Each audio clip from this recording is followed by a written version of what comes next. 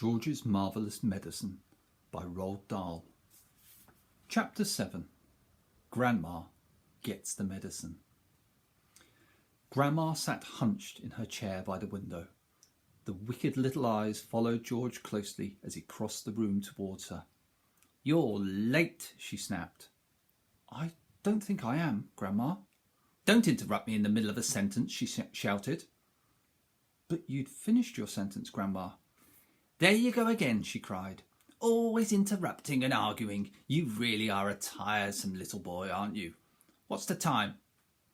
"It's exactly 11 o'clock, Grandma." "You're lying as usual. Stop talking so much and give me my medicine. Shake the bottle first, then pour it into the spoon and make sure it's a whole spoonful." "Are you going to gulp it all down in one go?" George asked her. "Or will you sip at it?" "What I do is none of your business," the old woman said. "Now fill that spoon." As George removed the cork and began to slowly pour the thick brown stuff into the spoon, he couldn't help thinking back upon all the mad and marvellous things that had gone into the making of this crazy stuff. The shaving foam, the hair remover, the dandruff cure, the flea powder for dogs, the shoe polish, the black pepper, the horseradish sauce, and all the rest of them, not to mention the powerful animal pills and powders and liquids. Oh, and the brown paint. "Open your mouth wide, Grandma," he said, "and I'll pop it in." The old hag opened her small wrinkled mouth, showing disgusting pale brown teeth. "Here we go," George cried out. "Swallow it down." He pushed the spoon well into her mouth and tipped the mixture down her throat. Then he stepped back and watched the result. It was worth watching. Grandma yelled, "Oh!" and her whole body started to whoosh into the air. It was exactly as though someone had pushed an electric wire through the underneath of her chair and switched on the current. Up she went, like a jack-in-the-box. And she didn't come down. She stayed there, suspended, in mid-air, about 2 feet up, sitting, in a sitting position.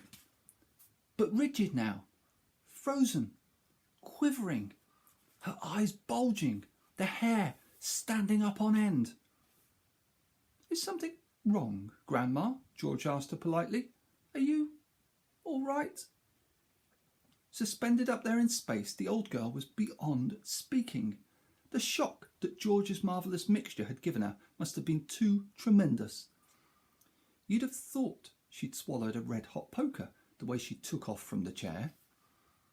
Then down she came again, with a plop, back into her seat. "Call the fire brigade!" she shouted suddenly. "My stomach's on fire!" "It's just a medicine, Grandma," George said. "It's good strong stuff." "Fire!" the old woman yelled. "Fire in the basement! Get a bucket! Man the hoses! Do something! Quick!" "Cool it, Grandma," George said. But he got a bit of a shock when he saw smoke coming out of her mouth and out of her nostrils. Clouds of black smoke were coming out of her nose and billowing around the room. "By golly, you really are on fire," George said. "Of course I'm on fire," she yelled. "I'll be burned to a crisp. I'll be fried to a fizzle. I'll be boiled like a beetroot." George ran into the kitchen and came back with a jug of water. "Open your mouth, Grandma," he cried.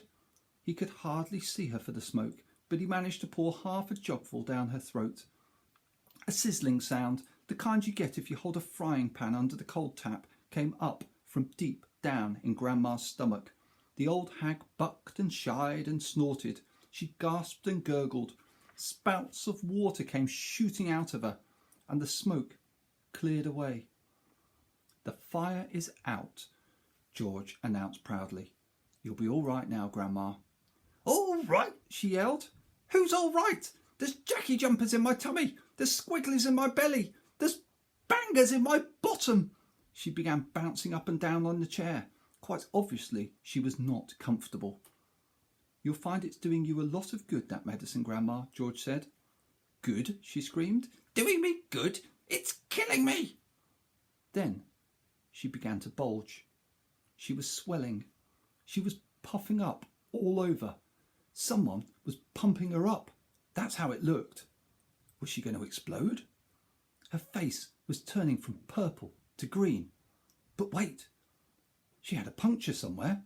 George could hear the hiss of escaping air. She stopped swelling. She was going down. She was getting thinner again, shrinking back and back, slowly to her shrivelly old self.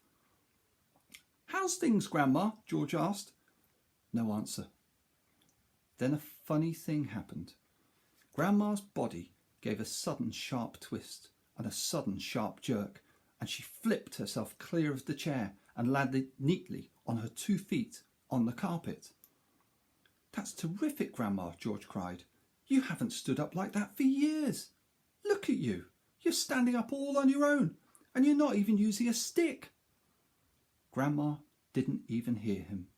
The frozen, pop-eyed look was back with her again now. She was miles away, in another world. Marvellous medicine, George told himself. He found it fascinating to stand there watching what it was doing to the old hag. What next, he wondered. He soon found out. Suddenly, she began to grow. It was quite slow at first, just a gradual inching upwards, up, up, inch by inch, getting taller and taller, about an inch every few seconds. And in the beginning, George didn't notice it. But when she'd passed 5'6", and she was still going up, towards being 6 feet tall, George gave a sudden jump and shouted, "Hey, Grandma! You're growing! You're going up! Hang on, Grandma! You'd better stop now, or you'll be hitting the ceiling." But Grandma didn't stop. It was a truly fantastic sight, this ancient, scrawny old woman getting taller and taller, longer and longer, thinner and thinner, as though she were a piece of elastic being pulled upwards by invisible hands. When the top of her head actually touched the ceiling, George thought she was bound to stop. But she didn't. There was a sort of scrunching noise, and bits of plaster and cement came raining down. "Hadn't you better stop now, Grandma?" George said. "Daddy's just had this whole room repainted." But there was no stopping her now. Soon her head and shoulders had completely disappeared through the ceiling, and she was still going. George dashed upstairs to his own bedroom, and there she was, coming up through the floor like a mushroom. "Whoopee!" she shouted, finding her voice at last. "Hallelujah! Here I come!" "Steady on, Grandma," George said. "With a hey nonny no, and an up we go," she shouted. "Just watch me grow." "This is my room," George said. "Look at the mess you're making." "Terrific medicine," she cried. "Give me some more." "She's dotty as a donut," George thought. "Come on, boy, give me some more," she said. "Dish it out, I'm slowing down." George was still clutching the medicine bottle in one hand and the spoon in the other. Oh well, he thought, why not? He poured out a second dose and popped it into her mouth. "Oh!" she screamed, and up she went again. Her feet were still on the floor downstairs in the living room, but her head was moving quickly towards the ceiling of the bedroom. "I'm on my way now, boy," she called down to George. "Just watch me go." "That's the attic above you, Grandma," George called out. I'd keep out of there. It's full of bugs and bogles." Crash! The old girl's head went through the ceiling as though it were butter. George stood in his bedroom, gazing at the shambles. There was a big hole in the floor and another in the ceiling, and sticking up like a post between the two was the middle part of Grandma. Her legs were in the room below, her head was in the attic. "I'm still going," came the old screechy voice from up above. "Give me another dose, boy, give me another dose, and let's go through the roof." "No, Grandma, no," George called back. "You're busting up the whole house." "To heck with the house," she shouted. "I want some fresh air. I haven't been outside for 20 years. By golly, she is going through the roof, George told himself. He ran downstairs, he rushed out the back door, into the yard. It would be simply awful, he thought, if she bashed up the roof as well. His father would be furious, and he, George, would get the blame. He had made the medicine. He had given her too much. "Don't come through the roof, Grandma," he prayed. "Please don't."